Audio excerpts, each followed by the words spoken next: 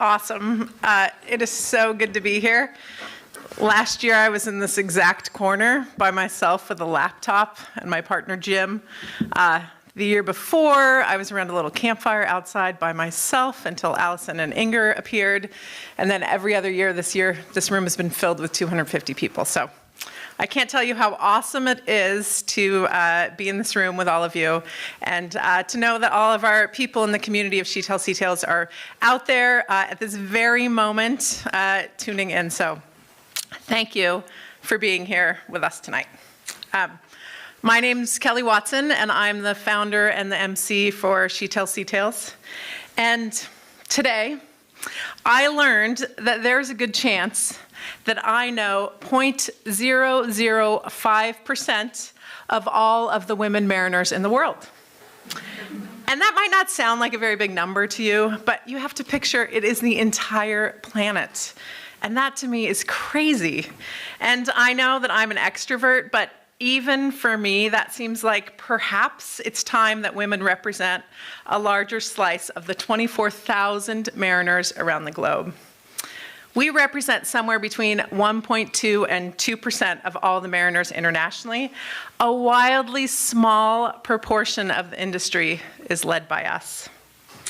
This report comes from the International Maritime Organization, and I'm quoting it when I say this represents a positive trend in the gender balance because it has a nearly 50% increase since the 2015 report. So, progress, not perfection, as they say.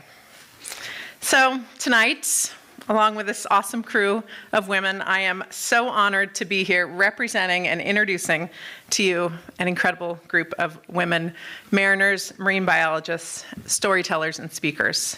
So thank you for coming here tonight to celebrate, uphold, and give space to this remarkable group of women who are in the room and all of those out there around the globe, so that we can share in their trials, tribulations, and celebrations of life on and near the sea.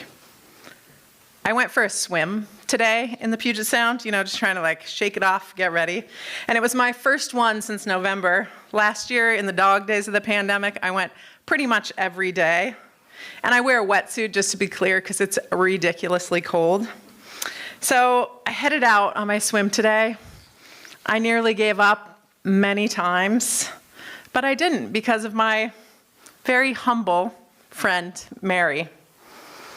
Mary hopped in the water and swam confidently ahead of me.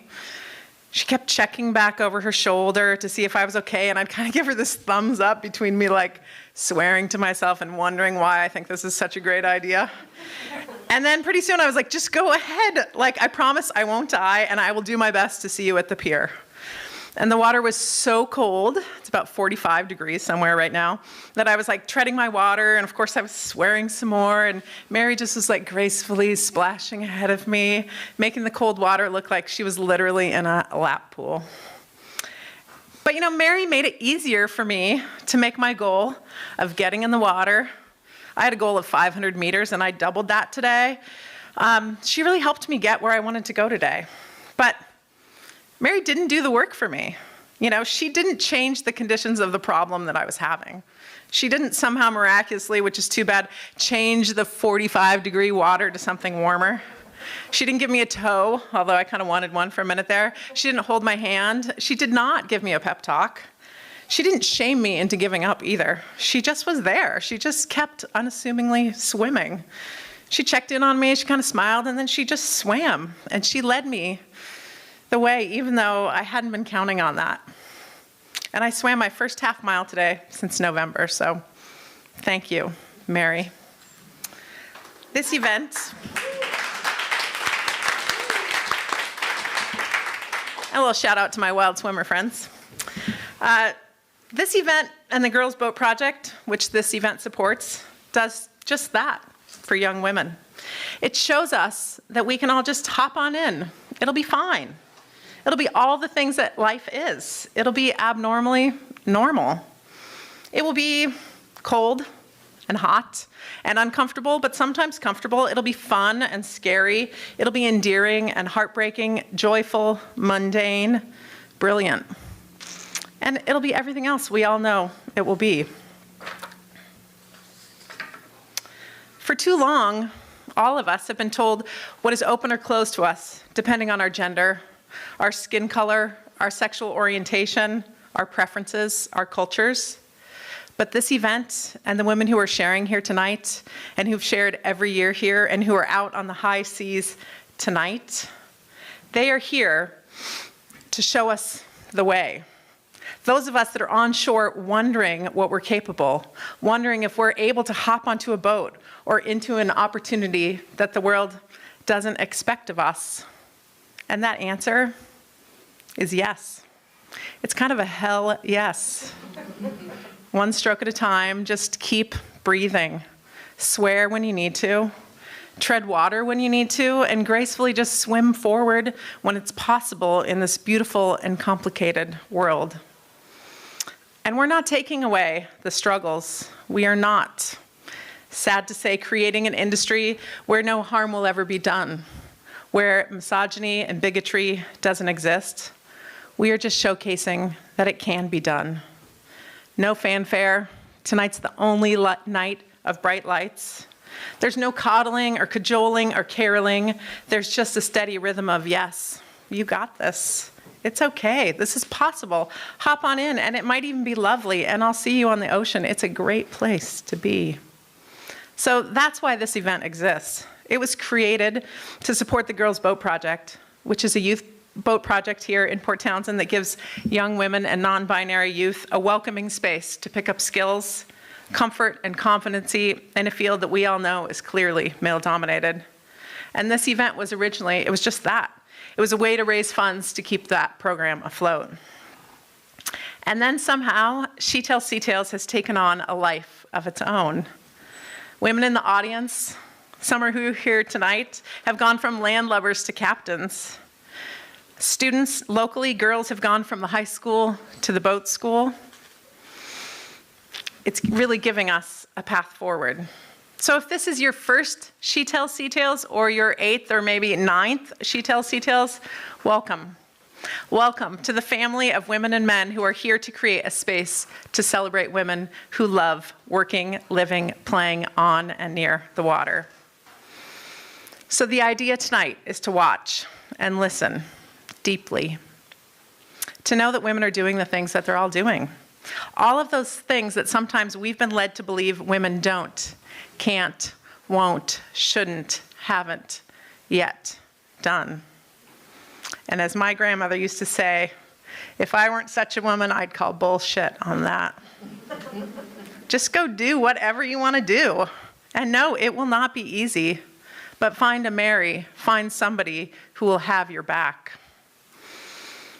So I'm going to ask us all to take a calm breath tonight for women around the world, for peace, for unity, for small actions that have lasting positive change, for being in the room with loved ones tonight, even if it's not 250 loved ones all in the same room gathering in Port Townsend at the Northwest Maritime Center. Take a breath for the joy that you bring to others, and then empty yourself out so that you can be filled with awe and wonder at tonight's incredible presenters.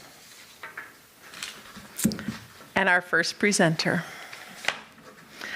I just met Megan last night, and I'm pretty excited that I got to hang out with her. Her maritime career began in 2002 when she joined the U.S. Navy. She served for 8 years before leaving to pursue her dream of being a marine biologist. Her dream first came to fruition when she started working at Friday Harbor Labs as their manager of marine operations, overseeing their research vessel and vessel-based science. From there, Megan was promoted to port captain for the University of Washington, where she now manages the global research vessel Thomas G. Thompson, as well as the research vessel Rachel Carson. Her current position has allowed her to travel to 13 different countries so far and collect more than a few hair-raising experiences. I'm so pleased to announce our first reader for 2022. Please welcome Megan.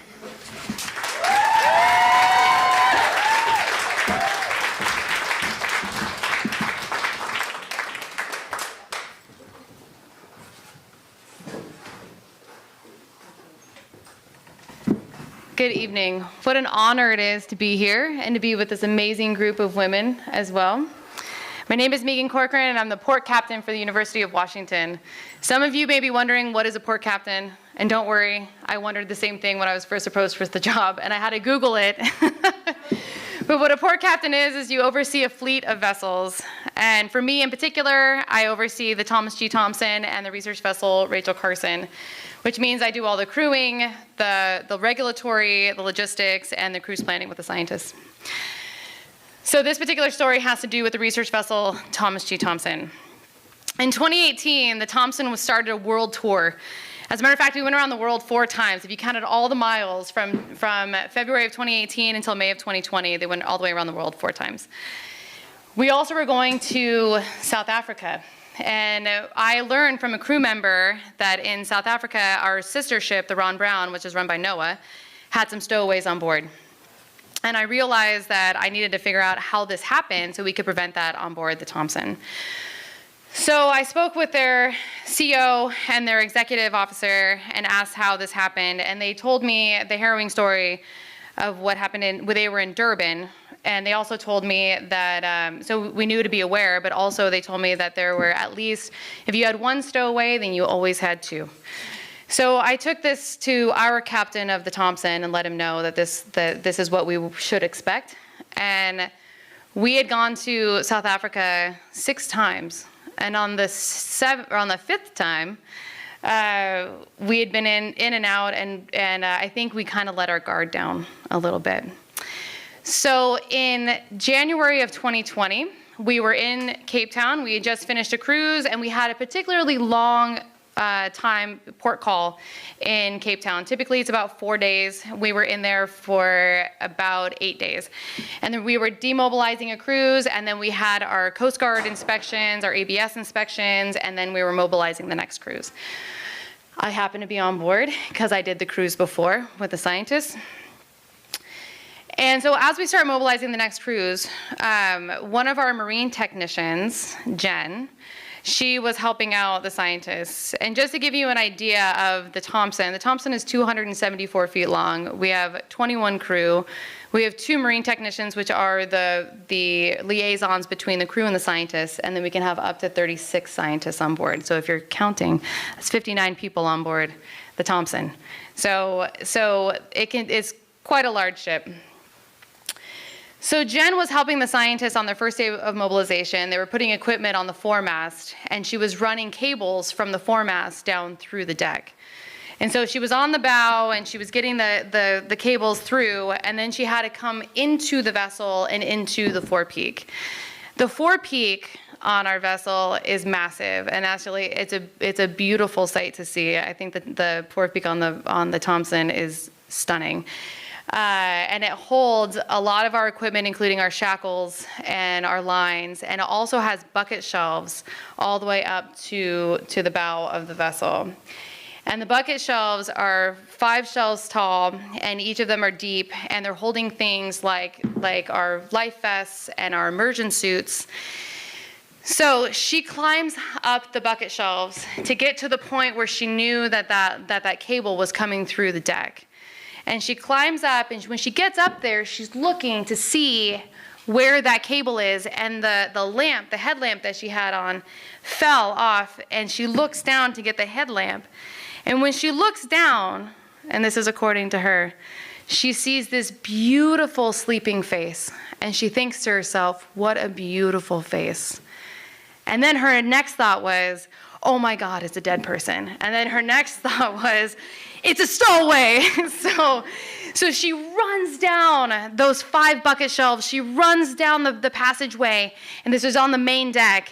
And she gets to the captain. The captain happened to be on the main deck at that moment. He was schlepping the stores into the elevator to go down.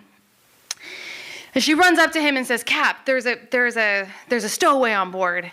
And so he grabs his pocket knife out of his pocket, and he goes, oh, okay, let's go get him.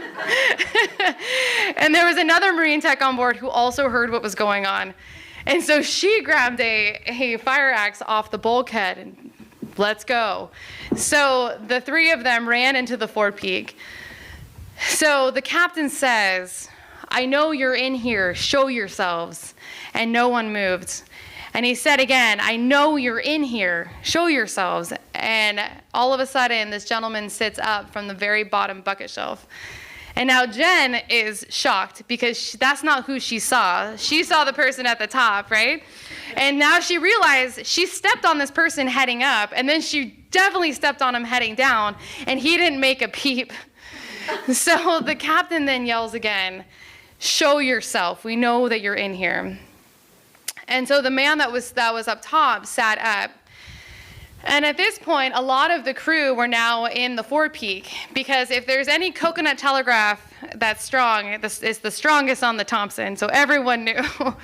And so there was a lot of crew members now that were in the forepeak witnessing this. And these two gentlemen, they sat up, but what we didn't know at this time is that they had been laying there for 3 days. They were hoping that we were going to get underway and that they could get underway with us and get away from the life that they had been leading. And what we had learned in our 5 port calls in Cape Town was that these folks were refugees. And we don't know exactly where they were from, but they were likely either from Somalia, Congo, or Ethiopia. And they were given the promise that if they came to Cape Town, they would be protected there. But if they ever left the city limits of Cape Town, they could be killed, and it wouldn't be illegal if they were killed because they were refugees. And in a place like South Africa and Cape Town, the resources are low. There's not enough water for everyone. So these folks were essentially the lowest of the low in society in South Africa. They couldn't get a job. They couldn't do anything, really. And so imagine being that person and seeing this big white ship just arrive into your port with an American flag flying. And imagine thinking, I have absolutely nothing to lose than to go aboard this vessel. So all of us that were standing there in the forepeak felt as if we had just been violated. We felt that someone had just broken into our home, because this is where we live, this is where we sleep, this is where we work, this is where we eat. And so we had another person on board who was a brand new AB on board. His name was Jim. Jim was from Philadelphia. And Jim was a pretty big guy, and he had a lot of tattoos, and he kind of like a pirate. He had, braids in his beard. And Jim walks up to these two gentlemen, and he puts a hand on each of their shoulders and says, I'm so sorry that you feel that you have to do this, that you have to come aboard our vessel. And at that moment, I think everyone just took a step back and realized just exactly what we were dealing with, that these were actual human beings looking for a better life, right? So he walks them up a deck to the galley, walks them through the galley line and gives them food.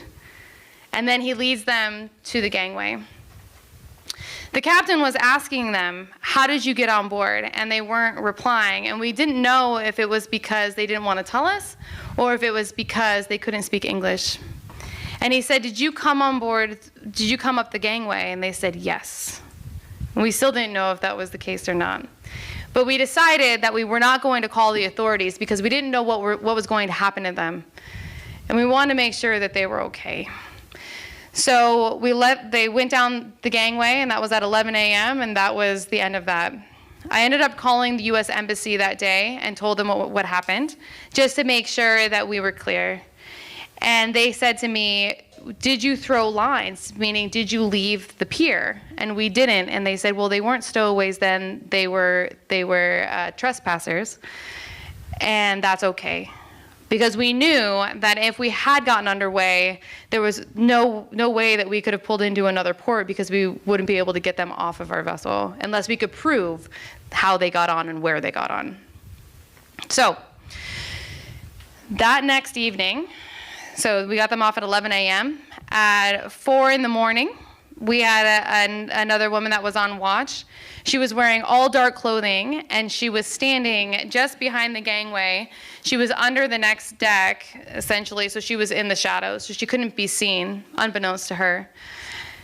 And at 4 in the morning, she sees these same 2 gentlemen run from the building that was across the pier to the gangway. And they run across, and as they get close to the gangway, she steps out into the light, and they see her.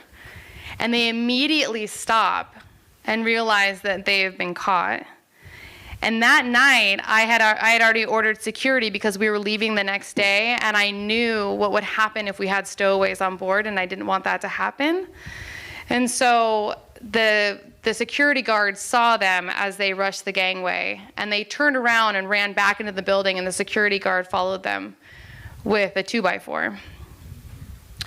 Now, we don't know whatever happened to them, and I think about them often. But what I do know is that I will never know what it feels like to be in that position.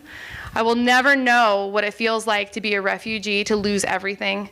I will never know what it feels like to go on board a vessel and try to hide just to get away from the situation that I'm in.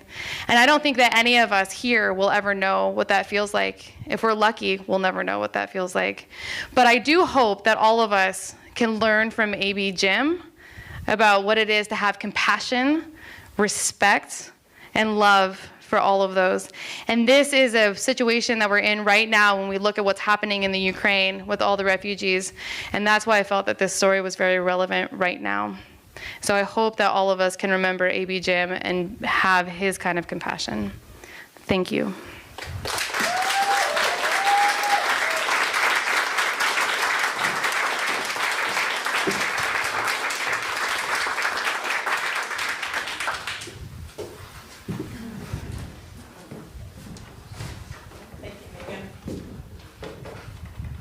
And it really makes me think, like, I have the feeling of, hell yes, we can do anything. And I also acknowledge the privilege of that take. And also that, I always mess up this word, indefatigable spirit that we all at times can have within ourselves. Okay. So like I said, we're listening deeply, soaking up our first incredible story of the evening. And our second storyteller of the evening is Ebony Wellborn, who grew up in the farmlands of South Carolina, where she played in the creek with her brother, catching frogs and dragonflies. And it was moments like that that shaped her aspiration to be a marine biologist. She became committed to this dream, which I love as a middle school student. And she kept that on her mind as she moved into college and majored in environmental studies instead of focusing on the academic path to marine biology. She concentrated on experience-based learning in the marine sciences. Ebony has acquired her advanced open water certification, worked in environmental education and wildlife rehabilitation in the southernmost parts of Florida, spent time as a guide in the marine science summer camps, and has continued to take opportunities based around the water. She and Savannah, who you'll meet later this evening, are co-founders of Sea Potential, where she aims to carve a path for more Black, Indigenous, and people of color to have reciprocal relationships with water. Ebony is passionate about facilitating joyous moments in nature for all, working with youth, and creating new opportunities. And I'm very excited to hear your story tonight. Thank you.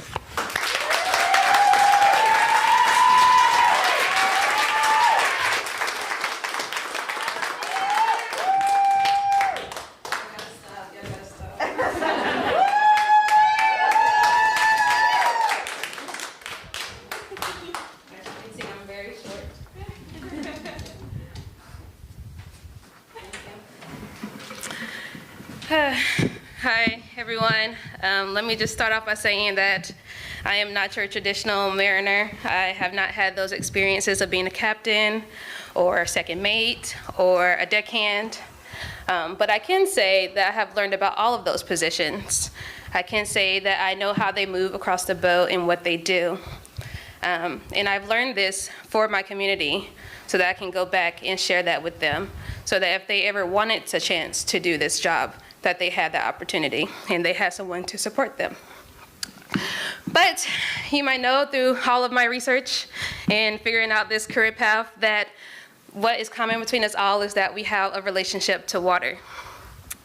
And for my relationship to water, it has been strained due to racism, fat phobia, even sexism. But water, and let me clarify that water is a sentient being. It has memory, and I will refer to it with the personhood that it has. But in my relationship to water, it continued to support me as I navigated these challenges. It has guided me. It has supported me in my friendships, but it has also challenged me over time. And so I'm just gonna share a couple of the memories that have really stuck with me thus far in my journey.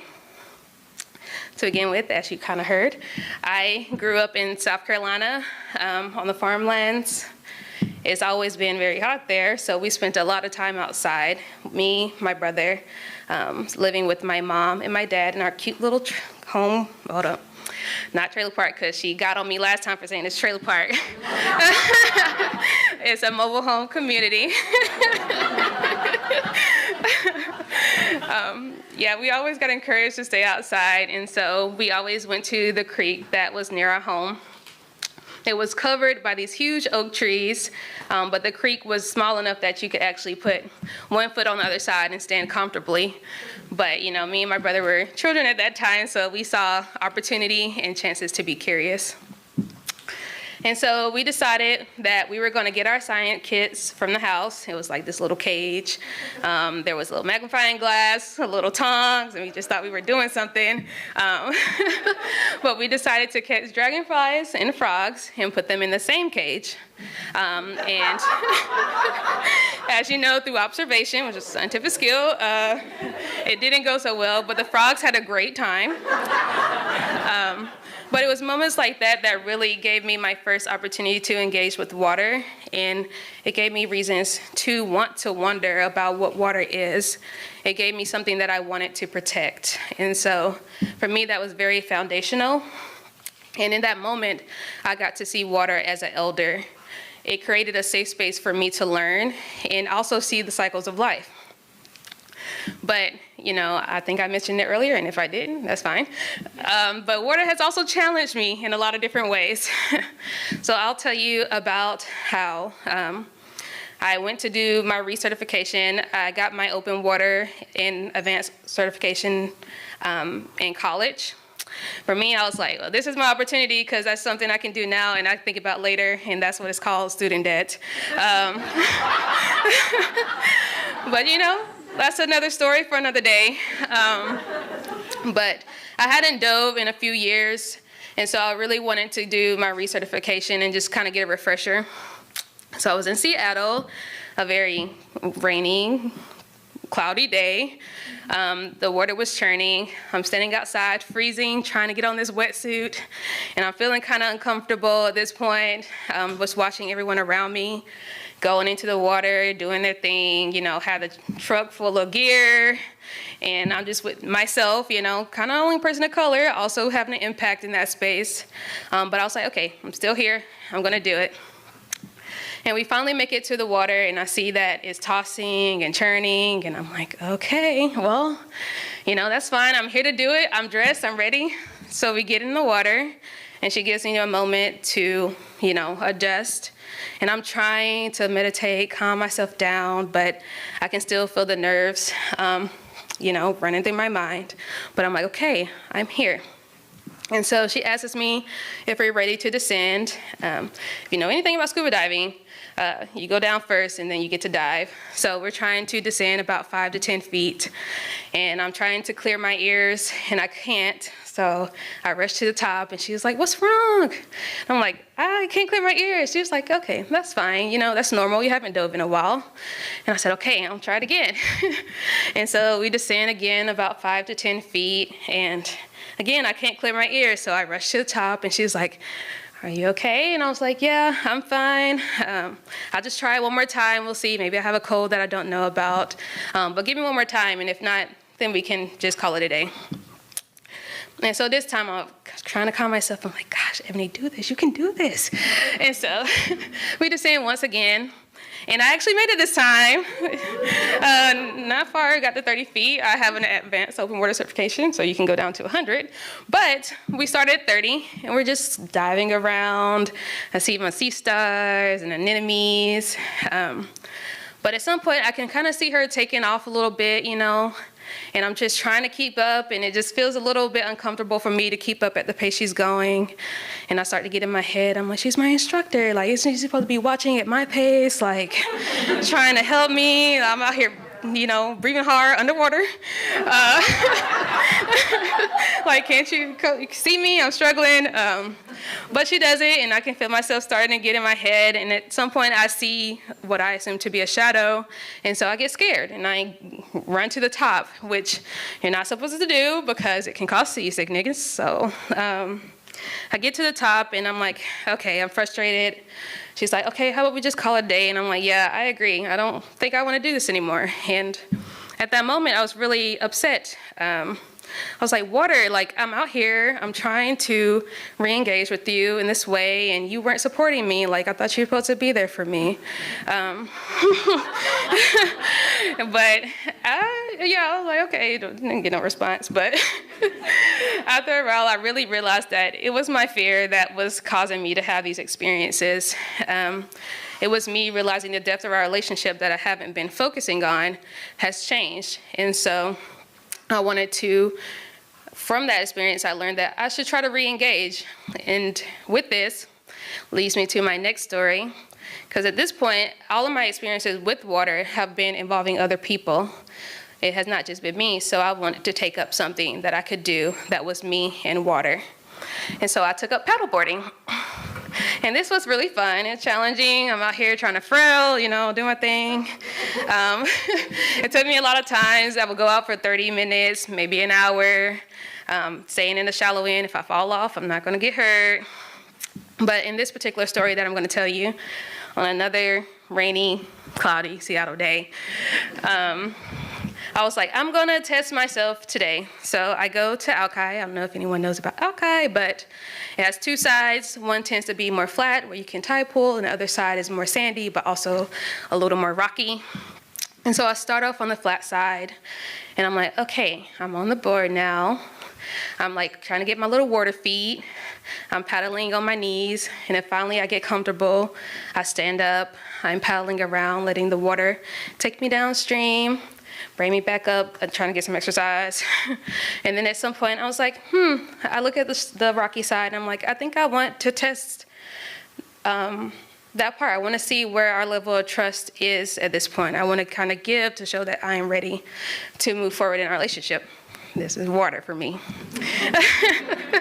And so I go, you know, I'm rocking. I'm like, okay. I try to close my eyes, try to move with the water, be a reflection, and see how, is this okay for me? Is this okay for us?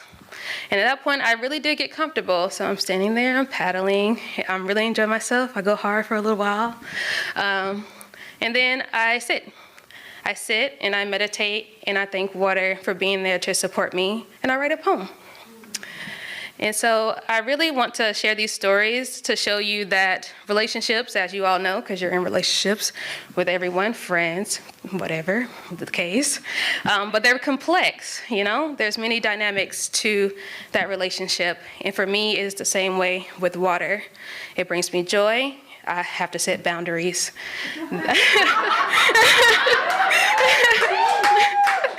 There is pain and there is excitement. And so I wanted to share with you a little bit about our experiences together. Thank you.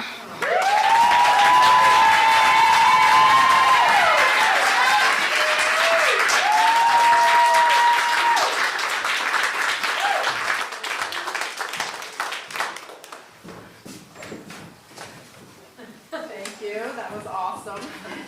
I feel like I have a similar relationship with the ocean.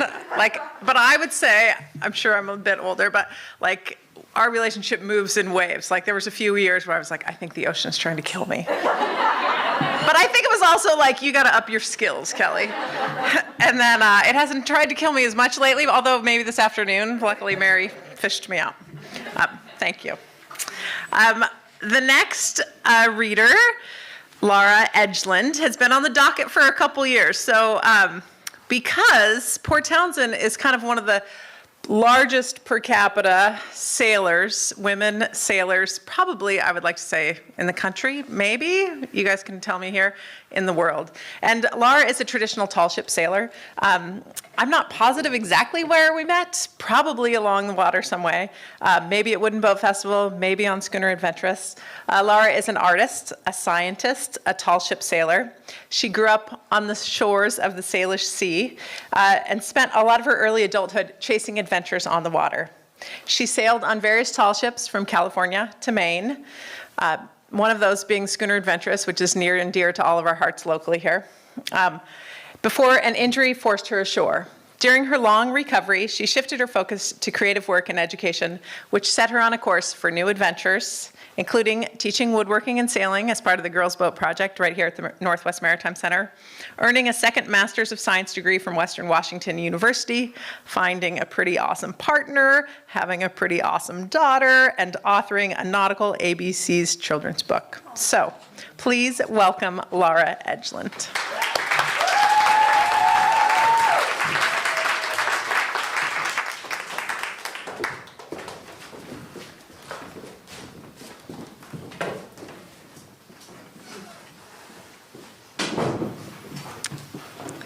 Hello. My name is Laura, and I have a story that also goes in some waves. When I was 4, my dad got a little 15-foot sailboat, and his rule was that we couldn't go sailing unless there were whitecaps. So every time there was stormy weather, I was begging to go out. I had a life jacket and a little set of foul weather gear. He called me his voice-controlled ballast, and we sailed fast and got very wet. The early sailing is what started me on a huge love of both boats and adrenaline. When I was 13, I went on a week-long trip on the Schooner Adventurous. At the end of the trip, Captain Al found my mom and said, "We like this one. Bring her back as a ship's apprentice." I was hooked. All I wanted to do was be on the Adventurous, to haul, scrub, work, and feel useful. I knew deep in my heart that I wanted to be real crew when I grew up. After finishing college and a master's in environmental education, I was finally on the Adventurous as real crew. One season turned into wandering the country, working on tall ships. I had schooner bummed my way to a tall ship job in Key West, Florida. The job was fun and the nightlife better, but something was missing. My passion was teaching kids on boats, all about the environment, and this was a tourist boat. So I was interviewing over the phone with a former crewmate who had become the captain of the sloop Clearwater in New York. "Hi, I'm interested in being a deckhand on the Clearwater." "We don't need a deckhand, but we need a bosun," said the captain. "So what does a bosun do?" "They fix things. You'd be great at it." "Okay. Is there a bunk long enough for me?" On the boat I was on, my bunk, the whole cabin I had, was shorter than my 6'1" frame.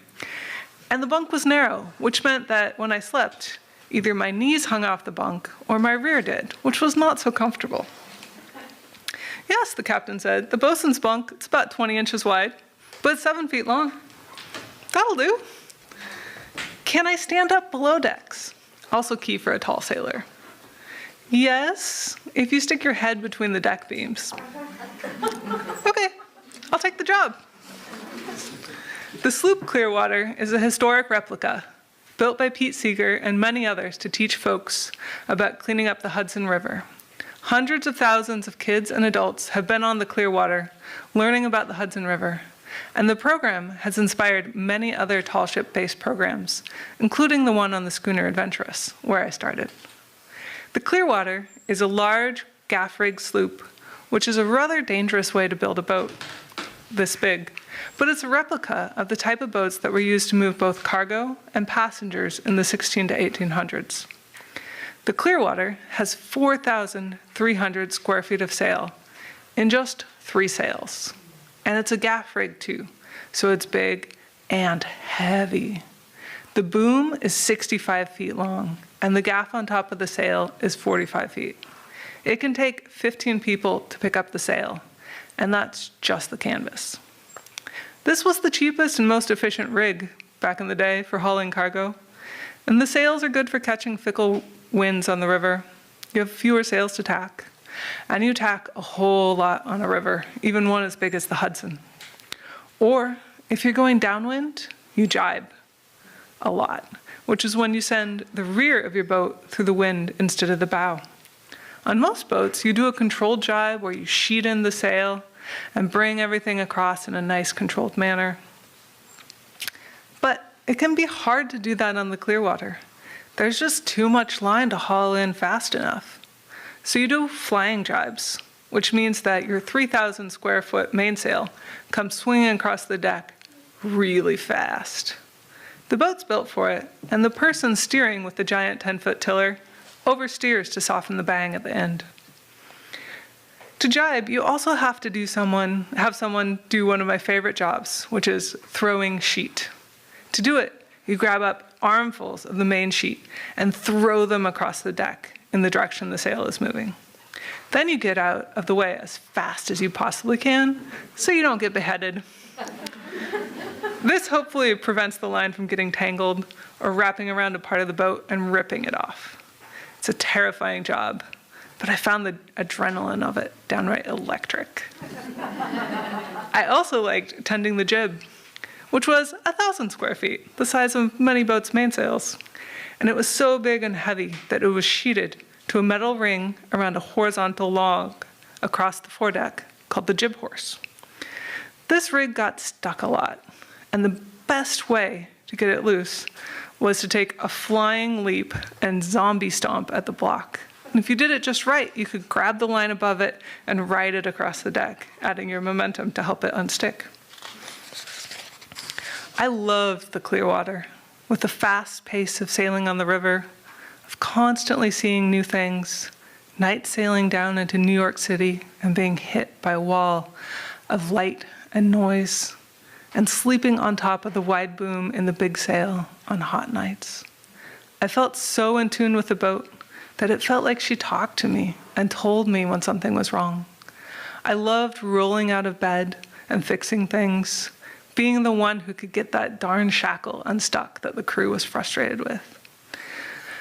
I sailed the Clearwater hard and happy, but then I was tending the main sheet when some wicked weather came up.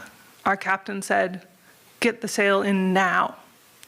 This was usually a multi-person job, but I was by myself and I did it, hand over hand, hauling as hard and fast as possible, with the force of my whole body to get all 65 feet of boom and 3,000 square feet of sail in.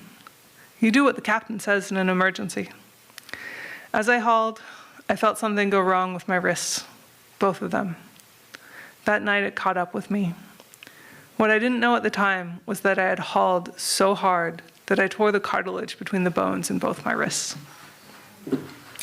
The pain was intense and sudden with certain movements, so I got wrist braces, which helped some, took ibuprofen, and continued to work anyway.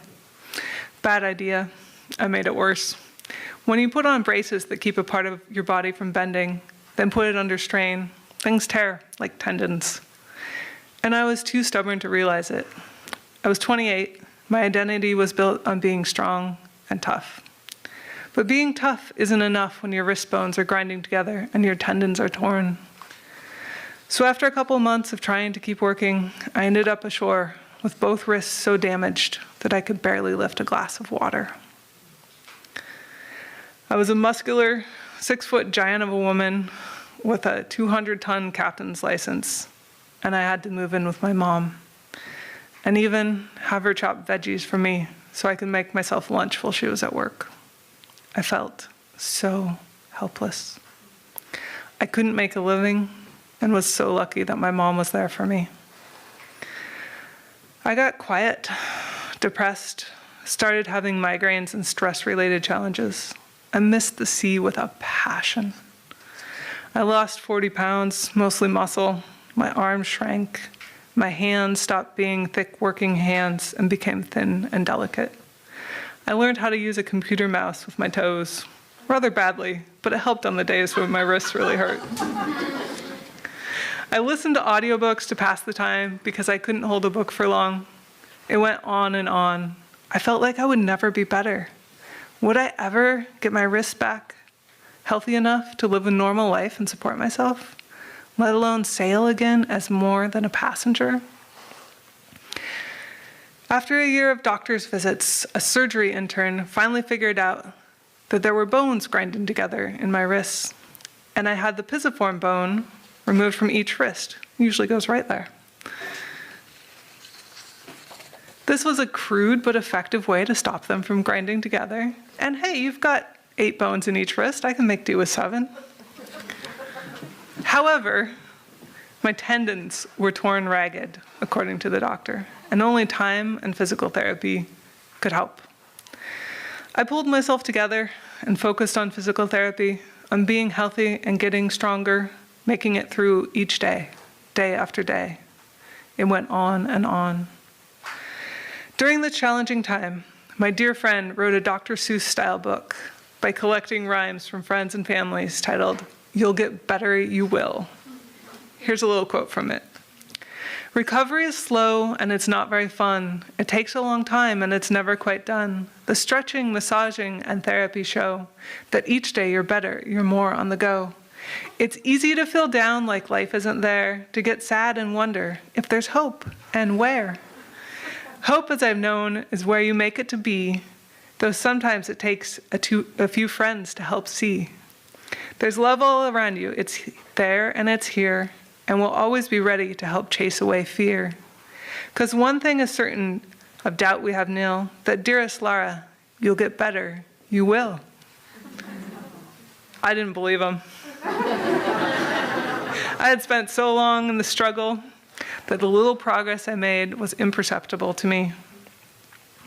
While others could see it, my own advances were hidden to me. But they were right. I was getting better. Slowly I healed and was able to do more. I went back for a second round of graduate school and became an environmental scientist.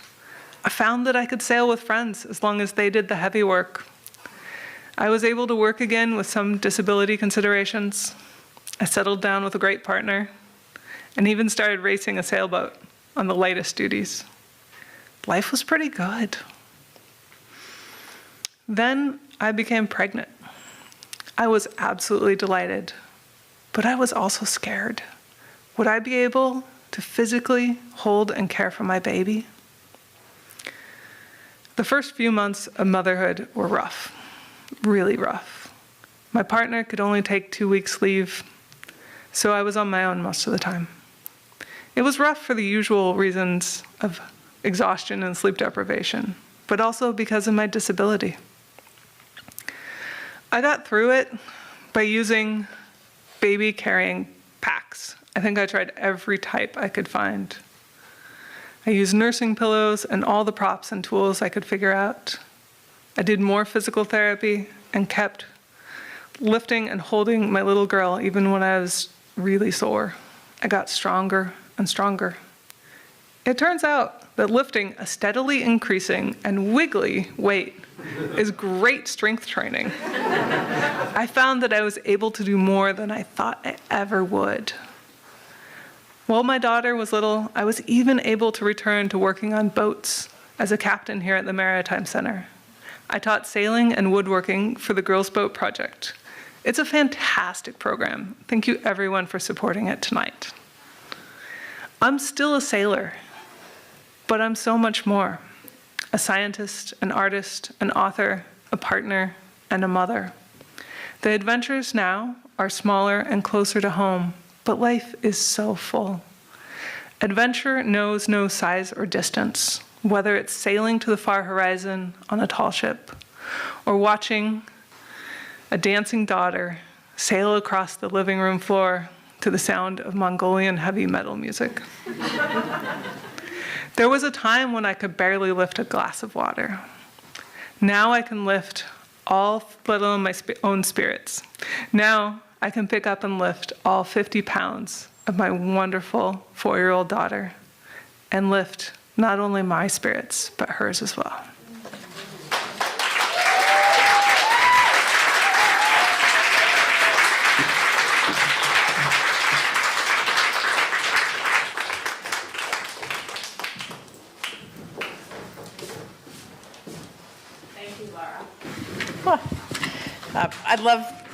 I love the story from your friends too. That's so sweet.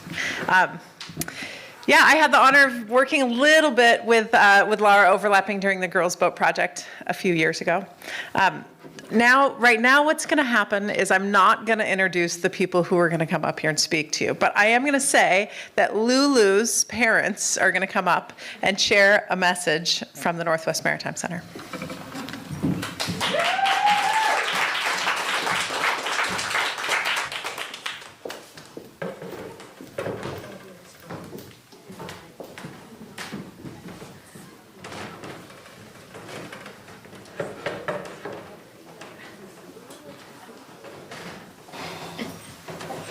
It's an inspiring evening, isn't it?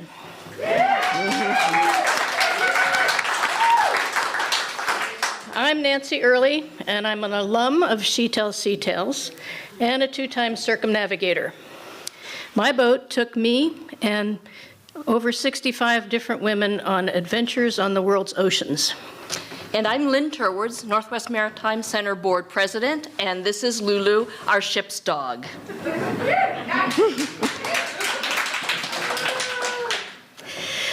Our speakers are inspiring because they found a way to follow their passion, and you've zoomed yourself aboard for the journey. The journey is to the future where girls have an opportunity to pursue their passion and fulfill their potential. You are part of it now, our shipmates true. And I'm happy to announce a She Tells Sea Tales first. 2 donors have joined us on this journey with a challenge. They will match your generosity dollar for dollar up to $10,000 until March the 14th. Please help us support women and young girls in their future, and as well as in the present, for them to pursue their maritime passion and potential. At the Northwest Maritime Center, we truly believe that the sea is the most powerful teacher we know. Your donations directly fund programming for women and girls in the Girls Boat Project, Sail Like a Girl, women's basic keel book classes, just to name a few. And the Northwest Maritime Center can do so much more. I'm asking you to give like you mean it, like it matters, because it does. Thank you, Nancy. It really does matter, as you can see from our speakers today. So onward to the rest of our awesome speakers.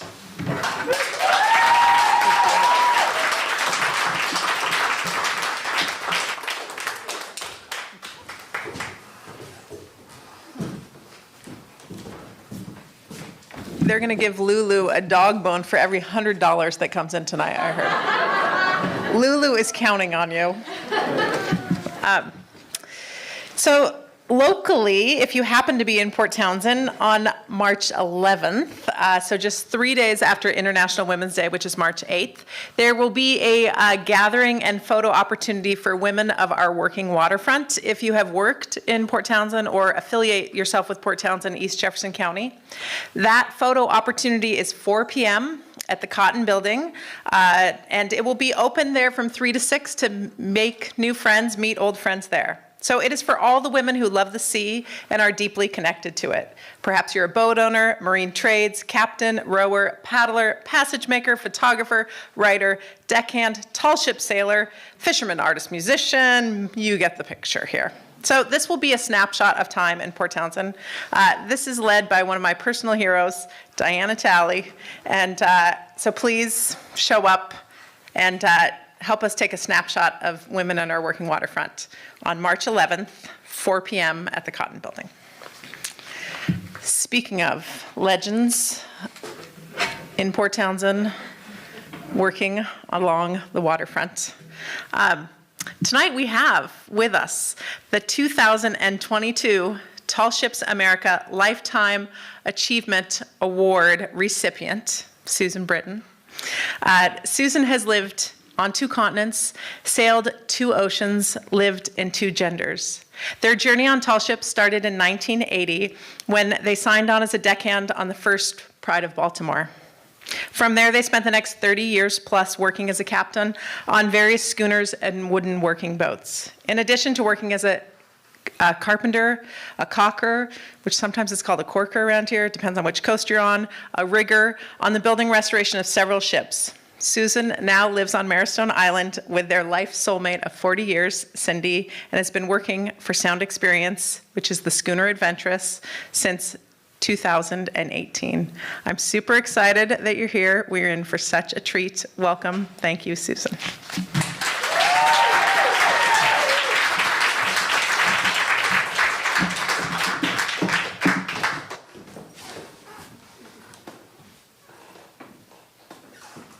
Good evening, everyone. Before I get started here, I just want to dedicate this story to my mother. On Monday, she would have been 100 years old. And when she was 20 years old, World War II broke out. And she took herself down to the Navy recruitment office because the Navy had just opened its ranks to women. And she was one of the first women to sign up in the U.S. Navy in 1942. So this is for you, Mum.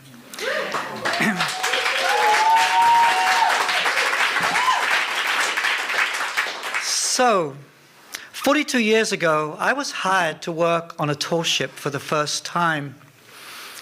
I was just 23 years old, and I was going to earn the grand wage of $50 a week.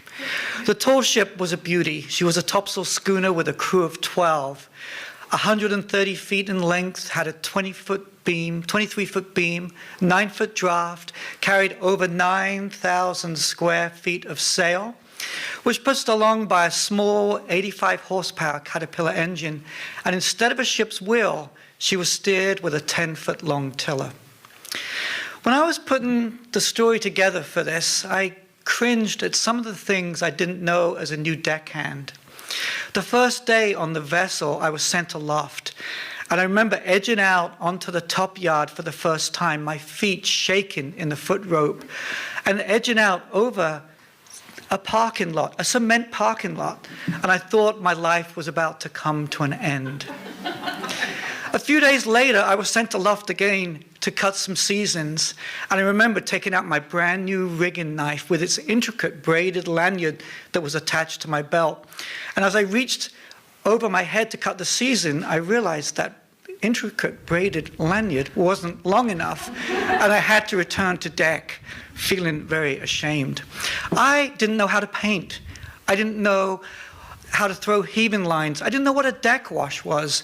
I didn't know how to go for days on end without showers, to live on a schooner with a ship's cat, Jiboom, and the ship's dog, the Doge, D-O-G, a little mutt that was found floating in the East River and had now become the personal mascot of the schooner.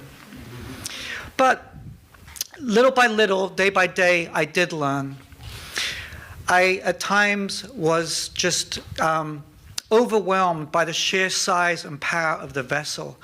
At other times, I was absolutely elated. I remember on the other side of the Gulf Stream one night, going aloft and looking down and seeing the phosphorescent wake of dolphins as they crisscrossed the bow. Another day, I was sent out onto the Jiboom to take in the jib in plunging seas, working up to my neck in water to get that jib in and secured. Our crew had bonded through storms and the mundane. The first and second mates became trusted shipmates. The B watch, my watch, the people on that watch became like siblings to me. Andra, who had worked on the sloop Clearwater, Laurie had worked on Noah boats, and a young Wayne Chimenti had already sailed on many tall ships. Not only did they teach me how to be present on the boat, but they taught me how to be a shipmate, someone that could be relied upon, a true friend. I got promoted from scraping and sanding. I began to repair sails. I helped the engineer. I got to make up ice splices, and I got to call this schooner my home. But being a new deckhand, varnishing was still a no-no. We had left the Chesapeake Bay in late fall and had sailed out to Bermuda on the schooner, and then spent the early part of the winter heading south through the Caribbean. Our destination took us to Venezuela, where we turned north, and we were now, after Christmas, going to be running north up through the Lesser Antilles, through the Straits of Yucatan to Galveston, Texas. On deck, we were going to be switching from singing Bob Marley's reggae tunes to crooning Willie Nelson's "Mama, Don't Let Your Babies Grow Up to Be Schooner Babes." It was now late January, and we were tied up in Georgetown, Grand Cayman. We were going to be there for a week of open houses and receptions, and to catch up with much-needed winter maintenance. However, by midweek, the winter trade winds had filled in, and the swell in the harbor made it impossible for us to stay dockside, and the schooner moved out to the anchorage. 3 days later, it was all hands on deck after lunch. Our job was to get that anchor up, get sail up in the sheltered harbor, and then make a fast passage up to Galveston. Many of you here tonight and listening know that many plans on boats don't come out quite as you planned. As soon as that anchor broke out of the bottom, that small engine couldn't hold the bow of the schooner up into the wind, and the schooner slowly turned and ran out of the anchorage under bare poles. And for the next 2 hours, we struggled to get sail up, lines coiled down, and get that deck back ship shape. My watch then had the rest of the afternoon, and at 1800 hours, we were relieved and sent down below to get some food and sleep. I remember laying in my bunk that night as I drifted off, thinking how that tall rig and shallow draft was making a hard go of it as the boat rolled downwind. So, a fairy tale starts with once upon a time, and a sea story starts with it was a dark and stormy night. And that's how we found the deck when we came up on watch at 2200 hours. It was pitch black, the wind had been building. We had a good set of sail, but that 10-foot-long tiller, even though we were using block and tackle, that big monstrosity of a tiller was making it really hard to keep us on a downwind course. As the schooner rode down waves, it wanted to slowly round up, and then once it settled into a trough, it wanted to run off to leeward. And as it did so, the loose-fitted foresail and the headsails would come to center, and then billow back out again, driving the schooner forward. At 1 in the morning, we were having a hard time of keeping her on course up to the Straits of Yucatan. I was relieved of the helm and was sent forward to do a routine deck inspection, checking for loose lines, any loose gear, making sure nothing was streaming overboard. And as I moved from handhold to handhold, my feet suddenly became tangled up in a line. Picking the line up, I used a flashlight and located a block aloft where the line should have been led through. It was a block seized to one of the 4 mast hoops, and it was a braille line that if we wanted to strike that foresail in the night, would have to be reled. I shouted aft, "Foresail, lower leech line, on deck." The mate rushed forward, took the line out of my hand and looked at me and said, "What greenhorn didn't make this off properly on the belaying pin? Was it you?" At 1 in the morning, I just smiled at him and said, "No, sir, it was the last watch, they're always sloppy." He started to coil the line and shouted aft, "Volunteer to go aloft." And he got everything ready to go, and he goes, "Well, who's going?" Before he could finish that sentence, I'd taken the line and moved to the base of the foremast to start that climb. This would normally be an easy climb. The big wooden mast hoops circle the big 84 Douglas fir mast, and the sail was seized onto them, and the block I needed to reach to was about 8 hoops up. As I got ready to climb, a shout from aft warned of an approaching gust, and suddenly the schooner slowly rolled to windward. As it settled there and started to return, I saw my chance, jumped on that mast hoop and climbed quickly aloft, and then returned to deck. My job was done. Took up the line and went to make it off on the pin, but realized that it had a foul lead. It was a wasted trip and would have to be done over again. At this point, the next volunteer up was a young Wayne Chimenti. And by now, our watch, we were thinking, you know what, why don't we wait till morning? It's pitch black right now, it's blowing a stink. Why don't we just wait till daylight and we can do this in a lot easier way? But the mate had other plans. He wanted that line led properly. He wanted it up in that block in case we had to strike sail. So Wayne disappeared into the night. 5 minutes later, returns to deck, starts taking up slack, makes the line off on the pin, and then starts mumbling to himself. And once again, the line had a foul lead. Another wasted trip. The mate by now is beside himself. Why do I have to get to sail with you lot? He screams at us. You, go back up there and do it right this time. This time we slow down. We make sure everything is done properly. The line is coiled, it's free to run, it's not wrapped around other lines. But the problem that awaits us now is that before we left Georgetown, Grand Cayman, we had slushed that foremast really good. And everything is now slippery. The mast hoops, I've got grease on my boots, on my foul weather gear, on my hands. And after the boat settles into a steady course, I start the climb. And this time it takes me a lot longer. I get up there, run that line through the block, and as I do so, the schooner takes a sudden roll to windward, and my feet slip off the mast hoop. I'm holding on with all my life as my feet kick into nothing. I regain my footing, and as I look down, I realize that the whole deck is awash.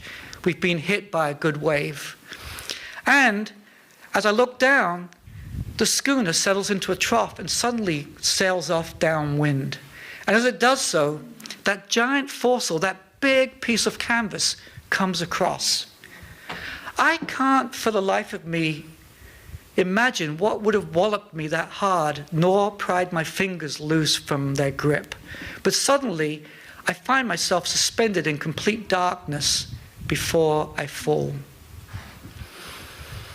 Someone once told me that it's not the falling that hurts, it's when you stop. How right they are. I was lucky that night. As the schooner was coming back on its roll, instead of going overboard, I landed and bounced off a longboat that was stowed amidships beneath the foremast. And then I landed on deck. I had the line in my hand, the job was completed, but I couldn't move. Daybreak found me on deck, under some blankets, soaking wet. An examination by the captain found that I had a big gash in my shoulder and I'd lost 50% mobility on my whole right side.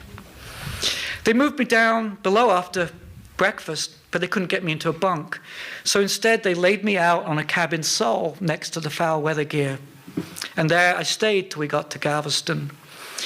I marked the passing of watches by whether wet foul weather gear was passed over me or dry foul weather gear was passed over me. I preferred the dry wet foul weather gear to the wet foul weather gear. My only companions down below was the ship's dog, the ship's cat, and Richie the cook, who kept me well fed and medicated. So a few nights later, I'm dozing when I hear the hatch slide open and a voice from on deck, "All hands, on deck, now!" Suddenly, there's just craziness as people throw on foul weather gear and disappear up on deck.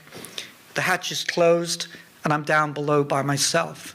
The boat is moving violently. There's pots and pans clanging, gears sliding around, and I'm down below there. I can't hear any noise on deck. I can't hear voices. I can't hear footsteps. And I begin to fret. And after a while, I begin to panic. But I'm not the only one. The dog, the Doge, decides that this would be a good time to throw up next to my head. And as I lay there, the dog comes over and lies on my shoulder. And the thought comes to me, maybe it's just me and the dog now. Maybe everybody else has been swept overboard. I lie there, and tears start to stream down my face. And I think that this is not the way I wanted to die. Me and the dog going down to Davy Jones's locker together. A while passes, more time passes, and then suddenly I hear the hatch slide open and feet appear, and then bodies, and then wet, exhausted, tired faces who have been up on deck for 3 hours, taken in and reefing sails. And I know that everything's going to be okay. And being a stupid 23-year-old deckhand, my thoughts immediately switch from, I'm just never going to see loved ones again, to, you know what? Maybe I will be dancing that Texas two-step and riding that mechanical bull in Texas after all. Thank you.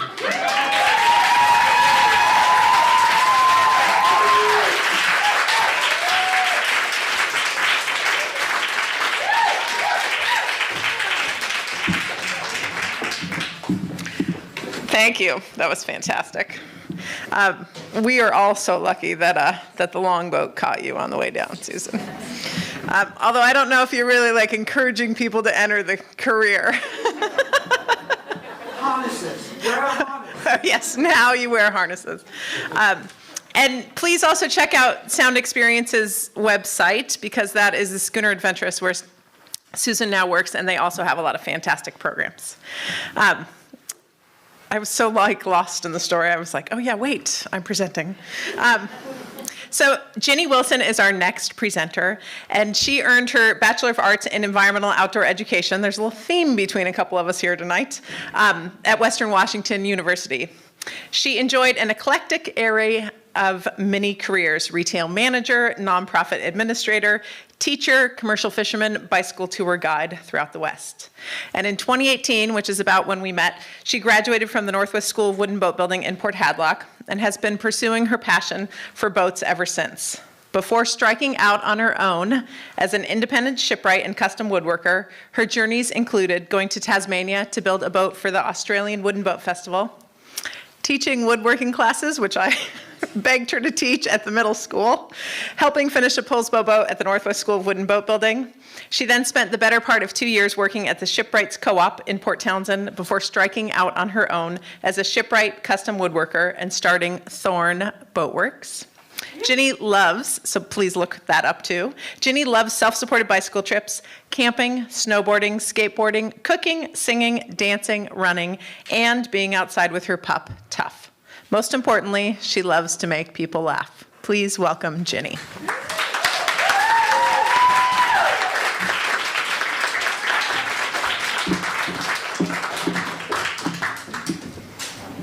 Oh boy. Okay. Hi, everyone. All right, we're in for a journey. I decided to write a list, kind of a cheat sheet for 10-year-old me, so that hopefully she can kind of see through some stories what she is actually capable of, and maybe save a little bit of heartache along the way, but maybe not. Number 1, hesitation is devastation. My hands were sweating as I grabbed the handlebars, the drop kind, on my friend's pink, huffy road bike, 10-speed. I'd never ridden a 10-speed. I just had one of those knobby kid bikes with the flat bars. The 10-speed was a big kid bike. I was 10 years old. We were at the top of my friend's hill, her driveway. I had the handlebars. I lifted my leg over the crossbar, put my foot on the pedal, and pushed off down the hill. 2, the only constant is change. Have you ever flown into Seattle at night?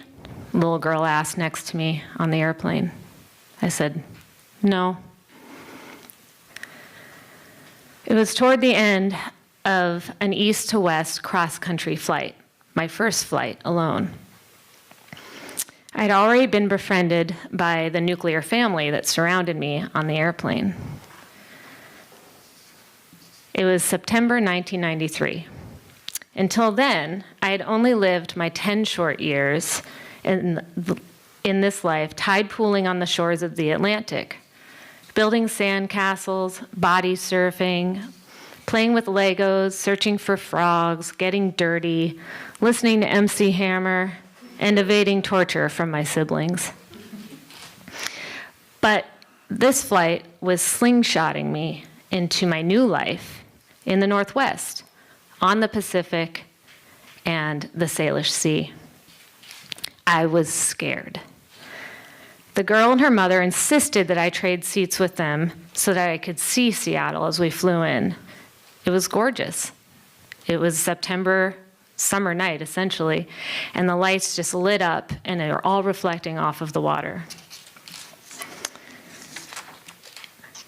At that time, my favorite movie was Free Willy. And my obsession was orca whales, to the point that my mother let me paint an orca on the wall, a huge mural on my bedroom wall. Maybe one day I'd see an orca out here in the Northwest. 3, never stop learning. Sometimes you get a crash course in driving stick shift, something you never thought you'd be able to do, let alone become an expert at. And sometimes when you get your driver's license and the car that you inherit is a 1966 Beetle. And sometimes you're driving with your friends towards the mountains on I-90 at 60 miles per hour. And your friend Patrick looks at you and he says, "Aren't you going to shift into 4th gear?" And you're driving, you're going, "What do you mean 4th gear?" 4, magic is real. After a very intense and long sockeye run in Bristol Bay, we'd been traveling for days, making the trip down to Petersburg in Southeast Alaska. I was tendering on a 90-foot house-aft crabber-style boat. We were underway 24/7. I think the trip is about 8 days. We would usually maybe stop in Kodiak after about 4 days, or Homer, and keep going. It gets real old and real boring. Well, we were on probably about our last day as we were about to make our turn into the islands and towards Petersburg. I usually had the shift from midnight to 4 or 4 to 8 a.m. No, is that right? 8? It doesn't matter. The overnight shift. It was about 4 a.m. Everyone's asleep. There's nothing on the foreseeable horizon. I think I could start to see a little bit of land, but nothing is out there. It was a supermoon. And so I'm in the wheelhouse, and ahead of me is the sunrise, and behind me is the supermoon. And I go out onto the side deck, and I just breathe, and I can hear the wake, and it was just peace. And I look out past the bow, and I see some dorsal fins. And I'm thinking, no, And I grab the glasses, and I take a look. Yep, it's a pod of orcas.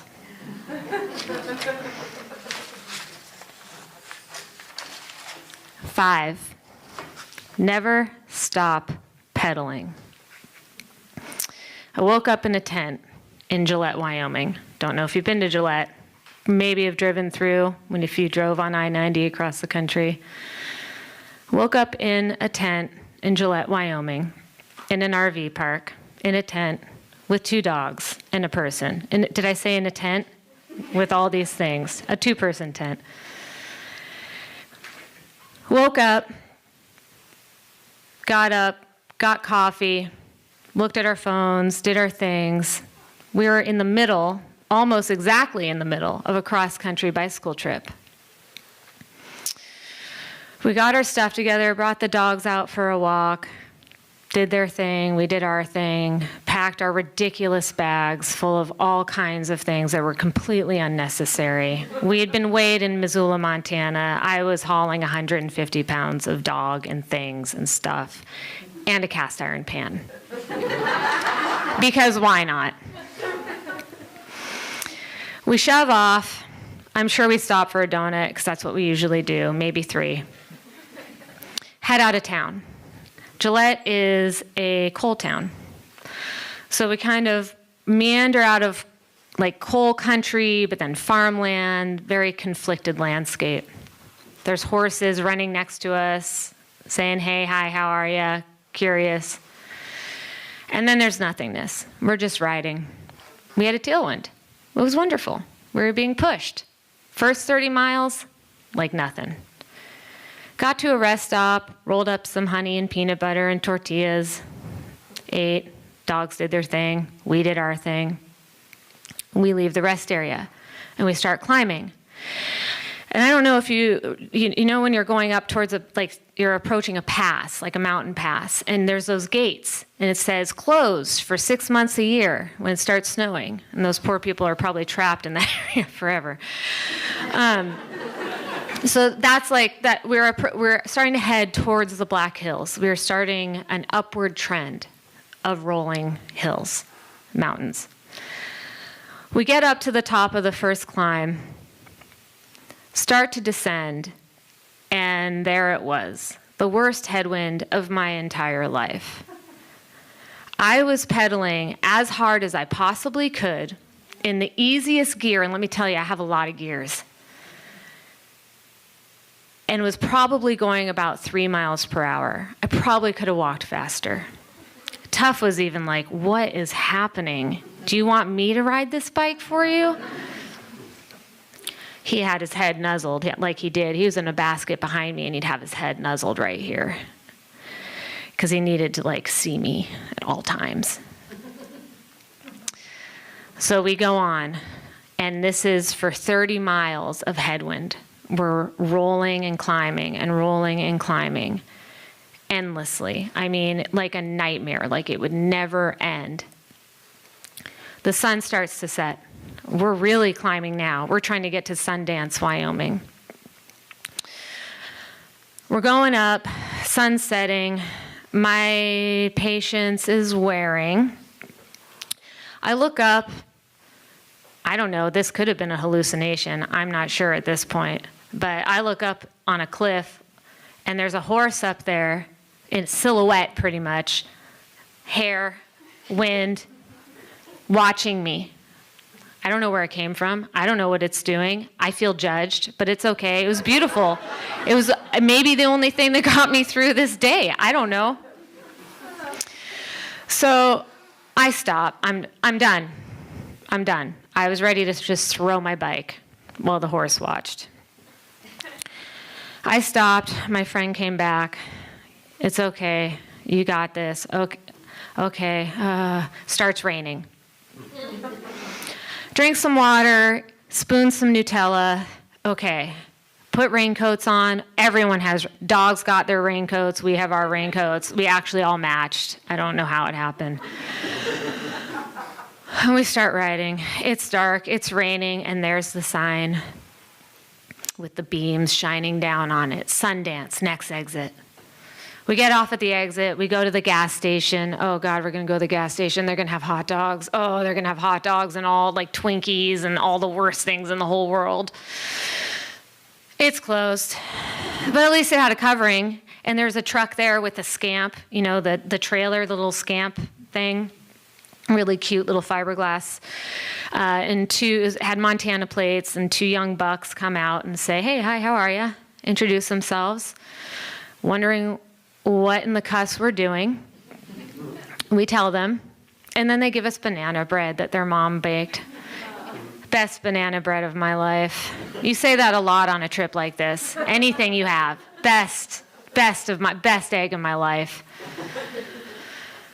Eat the banana bread, start riding to town. Oh, I think we looked for a hotel, because I looked at my friend and I said, there's no way in hell I am camping tonight. It's 10 o'clock p.m. We're getting a hotel. We find a hotel, first one, vacancy. We go in. We just pretty much fall into the hotel room. We look for a restaurant. Absolutely nothing open. Not one thing. Our food stores were very low. All we had left, I think, was some peanut butter and oatmeal.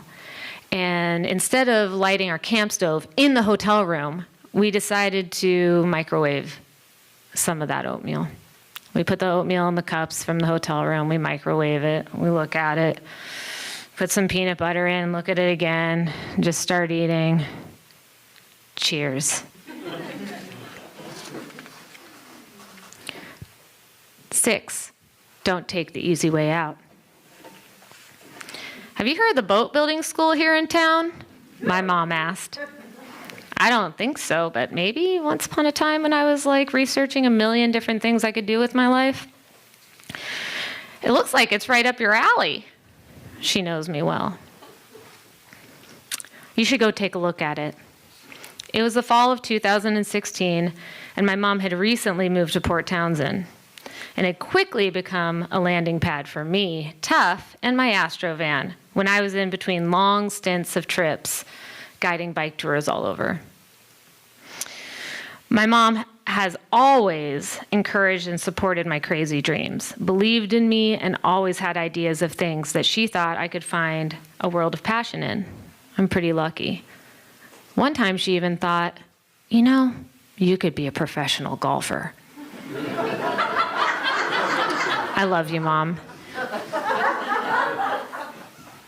Days later, I showed up at the Northwest School of Wood and Boat Building for a scheduled tour. Walked around, checked stuff out in the lower campus there, and then I walked in the door of the large craft shop. Paused, scanned, take it all in, because there's a lot to take in. There are multiple fairly big boats at different stages of construction. Folks at workbenches, under the boats, in the boats, sanding, chiseling, drilling. It was weird, and I loved it. I also realized at that moment that boats don't just appear, they're actually made by people. Kind of like when you find out that babies don't come from storks. I was sold. Within the next few weeks, I sent in my application and soon after got my acceptance letter. The joy and anxiety was palpable. I'd wanted to build things since I was a kid and be a woodworker for almost as long, but I never knew where to start. Wasn't a place where I belonged. I was put in addresses. I wanted to be a Boy Scout. I didn't get to be a Boy Scout. But now I had a place to go and learn and feel safe. The following October, on a Monday, I chose my best Carhartts, drank my coffee, and nervously drove to Port Hadlock for my first day of school. I filtered into the classroom, looking around and seeing what kind of characters I'd be spending the next year with, and seeing how many femmes were in the class. There were 5 of us. I think there was almost 40 people in the class. My heart was racing. I was a kid again. The staff introduced themselves and then asked that each of us, all 40 of us, stand up and tell us about ourselves and why we were there.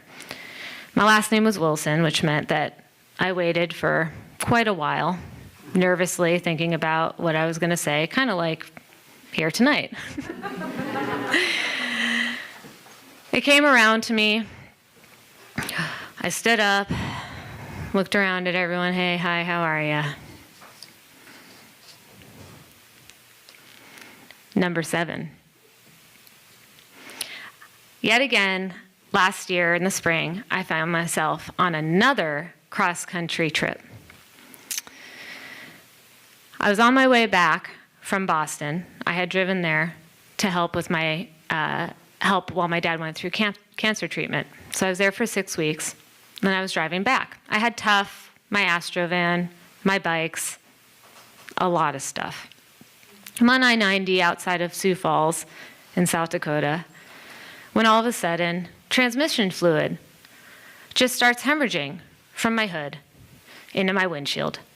I pull over. I'm kind of made for these situations. I pull over, call AAA, because you should always have AAA. I'm rummaging around, trying to see if I have a flare. Tuff's looking at me, judging me, but also like, yeah, of course, this is what happens. This is what happens. So I think he just laid down and went to sleep. Couldn't be bothered. Trucks just each shaking the van as they go by. Can't find a flare, can't find a flare. Oh, but what do I have? A party light that's battery powered. So I put that out on the road. 8. You have a purpose. This one I don't have written down because I was working today and yesterday, and I didn't get that far. But also, this is the part of the story where I am now. I quit my job at the co-op in June, and that was also one of the scariest moments of my life. But the great thing is that all of these things over time, starting with just riding a 10-speed, to riding your bike across the country, to pursuing a career that you think that maybe you don't belong in that space, and that maybe everyone else there thinks that too, that how could I possibly do this, that you do that. All of these things, being able to handle situations as they come, learning how to drive stick shift, being out on the water, tendering, proving to yourself of what you're capable of, especially in really hard conditions. I quit my job, and it was scary. I was going to go out on my own, but what did I know? I hadn't been doing this for that long. I know my place. I have a lifetime of learning, a lifetime. But I did it, and I messed up time and time again, taking up too many jobs, and I'm going to continue to. But I've never been happier. I found my purpose. And my purpose isn't just to be a shipwright or a woodworker. That's a passion. That's something that I feel driven by every day. But the other thing that drives me every day to go to work and to every day want to quit is knowing that maybe there is a 10-year-old out there that will see me and see the other femmes around doing this work, and their journey might be just a little bit easier, just a little bit, that maybe they feel okay about being in this space just a little bit more than I do. And that is what keeps me going to work every single day. And I have found a community of independent shipwrights that believe in me. Even though it's been hard to believe in myself all the time. And I've had people in my life, my family, my friends, they've all believed in my capabilities. But it's much easier. It's not as easy to see that yourself as you move through. You have to learn that on your own through all of these building blocks. So for my 10-year-old self, I write this to her thinking maybe it'll be easier for you, but maybe if it was easier, I wouldn't be here today. Thank you.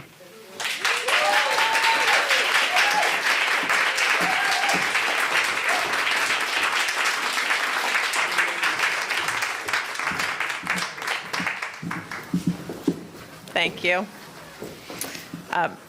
I love your last thought there, and it's not dissimilar from Laura's. If things don't unfold the way they unfold, then you'll never know where you end up. I'm taking an outboard engine maintenance class this week at the Northwest School of Wood and Boat Building, which I really appreciate that they have set me up with that learning. And some of them are probably tuning in tonight. I think there are 17 or 18 people in the class, and 6 of them are women. Yeah. Way to go, boat school.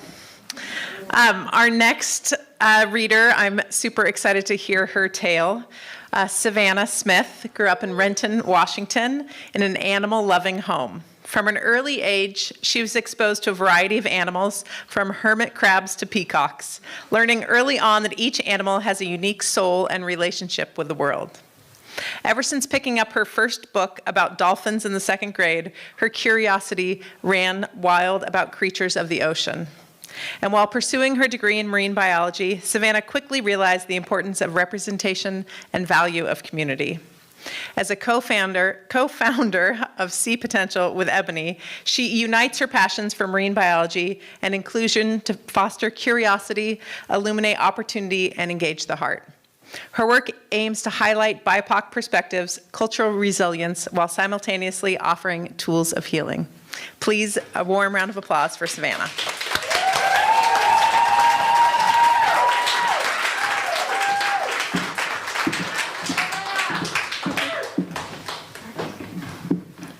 Thank you.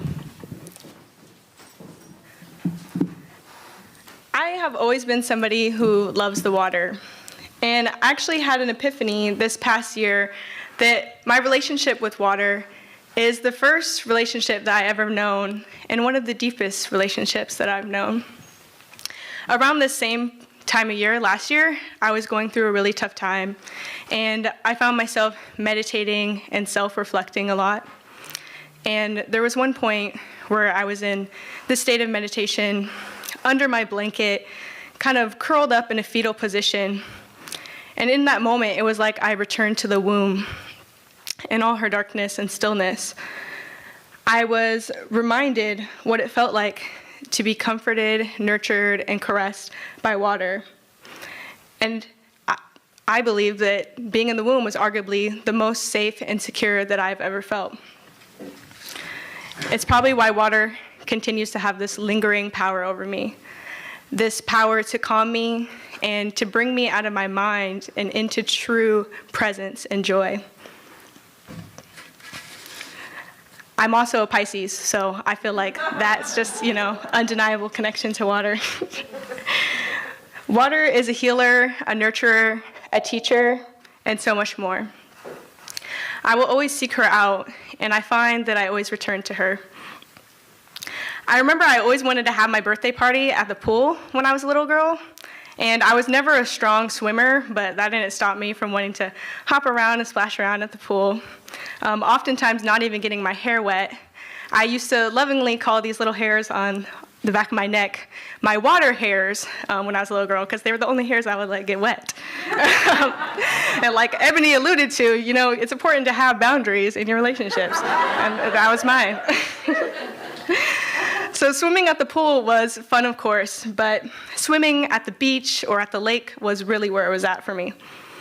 To this day, one of my favorite summer activities is to just throw on a life jacket and then jump in Lake Washington or any body of water and just float, because I'm lazy, so I'll float out there and make up little songs. My siblings and I, we always enjoy playing in the water, but my friends and my peers, not as much, especially as we got older. They always referred to the water as dirty, and they didn't want anything to do with it. And kind of rightfully so, because our local swimming hole often got closed down for having high levels of E. coli. Yeah, pretty nasty. So I would just kind of pretend I agreed with them, like, yeah, that place is nasty. And then when it opened back up, I'd be right back in there splashing around with my siblings, hoping they didn't see me. At that point in my life, water was kind of like my secret lover. I knew if they saw me, I would be roasted. So, just keep your head down while you're going out there and coming back out. It definitely made me sad, though, thinking that my peers were missing out on something that I found so fun. And I can't tell you how many times people would tell me, girl, we don't swim, or something like that.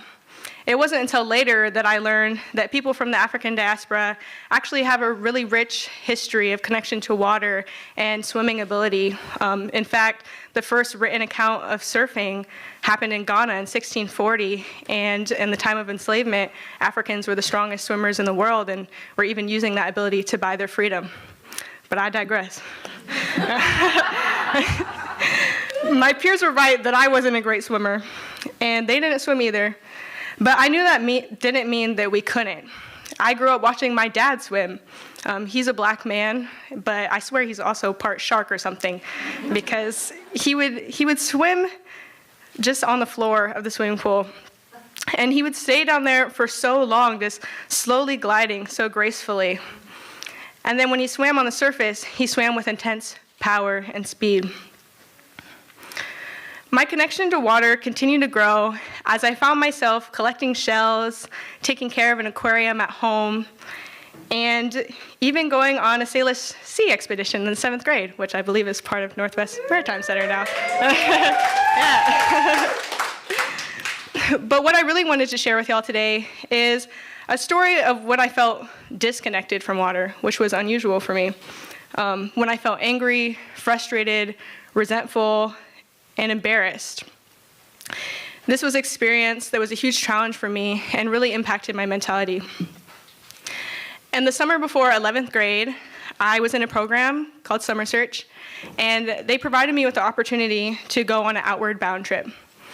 And so this whole trip was a three-week-long outdoor excursion where we were disconnected from technology and roughing it.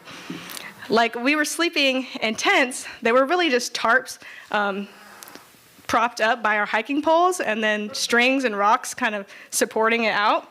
I don't even think we had like a tarp on the ground. I think it was just sleeping pad, sleeping bag, because one day I woke up with a slug on my face, so there must not have been.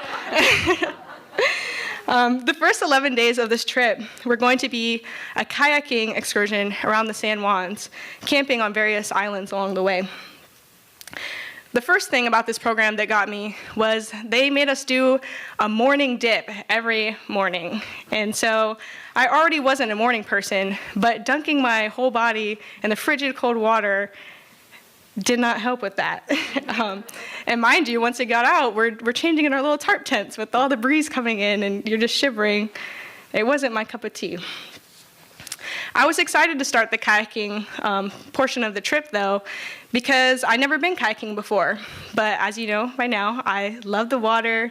And at that time in my life, my identity was really wrapped up in my physical ability. I was a star athlete in my town and used to just picking up sports quickly. I was also a star student, and so just used to learning things in general pretty quickly. I thought, oh yeah, kayaking is about to be my jam. And I was wrong.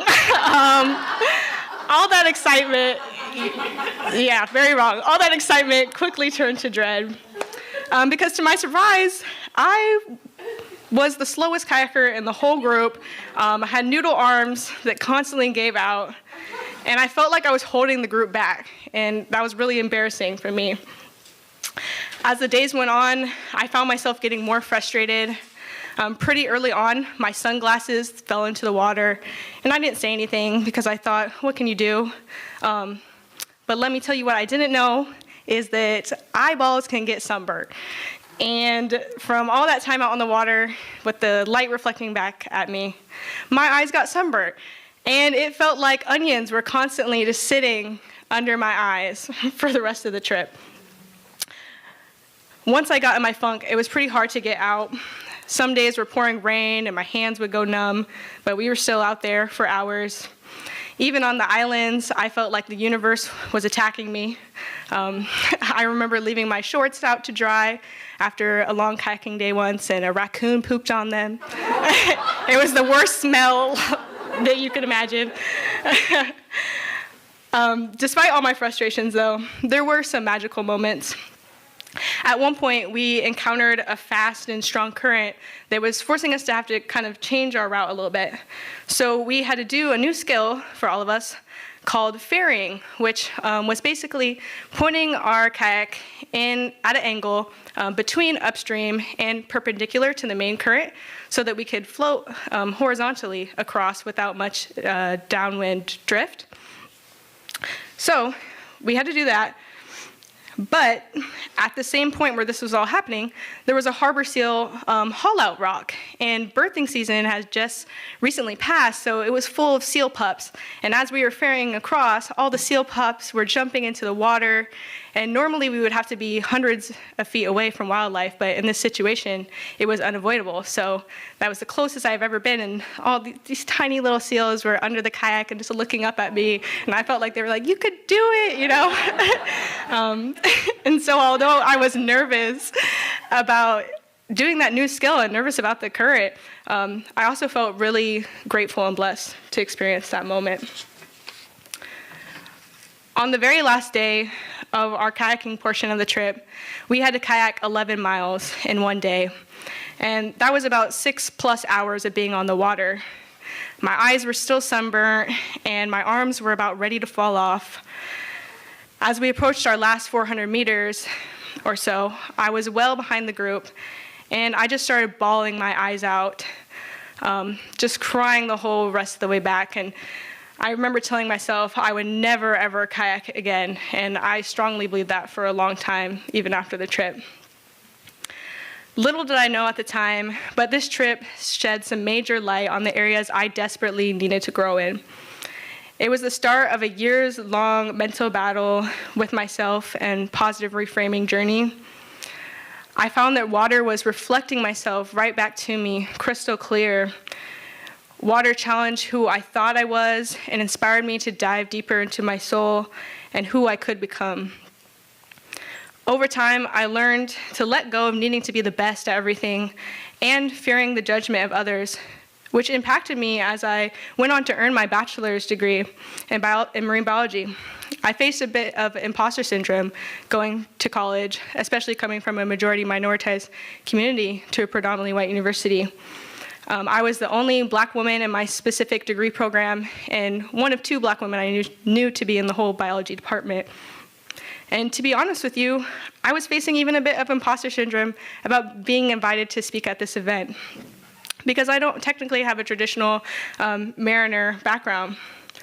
I know my story is still valuable though, and I've still formed a deep and inseparable connection to water throughout my life, and I'm constantly seeking new adventure around water. I've also become passionate about helping others, especially youth of color, expand their horizons and realize their own relationship to water. Water is a universal connector, the veins of our planet, reminding us that we are all one. We all have a water story to share in some capacity, and a relationship with water to nurture and grow. Whether that's saying I love you to your water before you drink it, or taking that shower at the end of the day that helps you start the next one with a clean slate, or even dancing in the rain, whatever it looks like to you. Thank you all for listening to a bit of my story tonight. I'm grateful to say that more life and more stories await. And moving forward, I encourage you to reflect on all the ways water has given to you in your life and what you've done for water. Imagine all the stories that she could tell.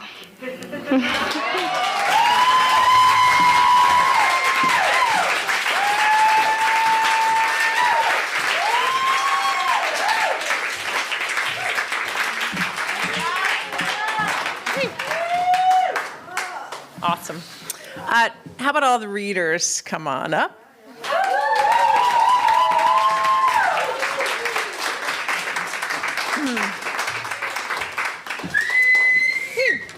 So, just a couple of thank yous before we really give it up for this incredible crew of storytellers tonight. So, first off, and maybe we'll just hold our applause for just a second for people who are at home. First off, I just really want to say wholeheartedly thank you to the Northwest Maritime Center for all of the incredible work that they do. So some of you know this, some of you don't. I'm a public school teacher, and I run a half-day program that's housed here at the Northwest Maritime Center called the Port Townsend Maritime Academy, and which the Maritime Center has thrown themselves behind over the last 3 years. So it is near and dear to my heart. They support the Girls Boat Project, a local program called Real World Readiness, a new Maritime High School program in Seattle, and so many more other programs. But the youth programs are really near and dear to my heart. I want to say thank you to Centrum for hosting the filming tonight so that you all can see and be part of this event, even though we can't all be together in person tonight.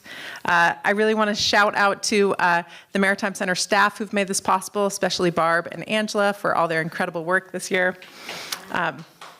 And I really want to give a shout out to all of these incredible women on the stage with me and all of the work that they've done. So let's collectively give a big round of applause for everyone.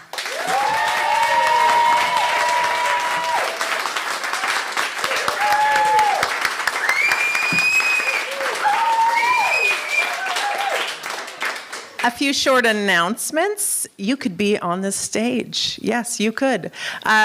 We aim to have new readers every year as part of She Tells, He Tells, because we are trying to grow that 1.2% just a little bit every year. Progress, not perfection, but we're getting there. And if you're interested, you can reach out via email to barb@northwestmaritime.org or kelly@northwestmaritime.org, and we would love to hear from you. Don't forget about Lulu's dog bones. She's really looking forward to coming home to a pile of dog bones tonight. And you can log on to nwmaritime.org and find many ways to donate there. Please don't forget how powerful your actions are. Sharing the stories that we've heard tonight, please pass them on, invite people to hear the stories, and know that yes, we all have a purpose, and there are many stories ahead of us. So thank you. I can't wait to see you in 2023.